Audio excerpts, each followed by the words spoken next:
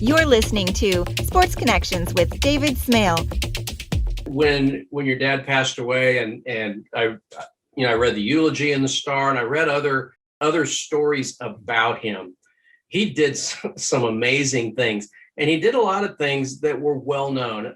What are you most proud of among those things that were well known? That maybe it's the restoration or the building from rubble, the New York Public Library. What was the well-known thing that you were most proud of?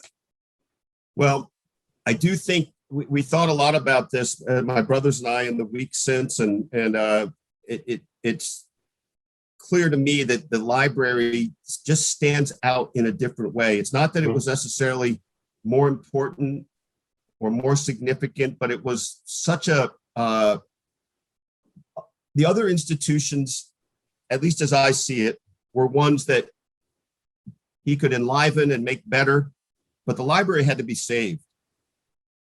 And he saved it, and he gave it new identity, whether it's, I think it's something like, I'm making this number up, but miles and miles of stacks that weren't air conditioned before he could do that. And it was library only being open a few days a week. And Bryant Park was a den of drug dealers and infamy. And now Bryant Park, for a couple of decades, many decades now, has been a thriving, important part of New York City that's connected to the library. And the library is a proud repository once more. And he, resuscitated it basically, and certainly not alone. I got to, right. I have a little hero worship going on here, but he every single thing he did was collaborative. So, but at least as an inspiring force and a figurehead. What was kind of funny for me, a couple quick things about the library, David. So I was just getting out of college when he was there, and they started doing fundraising campaigns like a literary Lions dinner. So I'd get on the train from Philadelphia, I'd have to rent a tux, I'd be allowed to go to the cocktail hour, and my mom would come around and introduce me to people like James Baldwin or Tom Wolfe or Jackie Onassis Kennedy or Arthur Miller, and I'd get to shake their hands, and then they'd kick me out.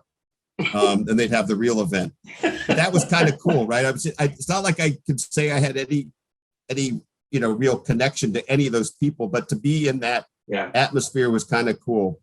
And the other thing, I think I've written about this somewhere, maybe on Facebook, but while my dad was at the New York Public Library, they were filming Ghostbusters there, and he didn't even know about it, I don't think. But Mad Magazine comes out with its spoof of Ghostbusters, and he's in the second panel. It's a caricature of him with Bill Murray. So my dad, being ever resourceful as he was, he wrote the guys at Mad Magazine and thanked them for highlighting him, but wondered whether they might be willing to donate to the library. And they said they'd be happy to send some back issues that they had to fill in, but as for the donation, we're a cheap outfit. But he loved telling that story. Oh, yeah, for sure. Who wouldn't like to be featured in Mad Magazine? Thanks for listening to Sports Connections with David Smale. Make sure to subscribe, follow, and rate the show from your favorite podcast platform. You can learn more about David Smale and his work by visiting davidsmalebooks.com. Don't forget to join us weekly for new episodes. Until next time.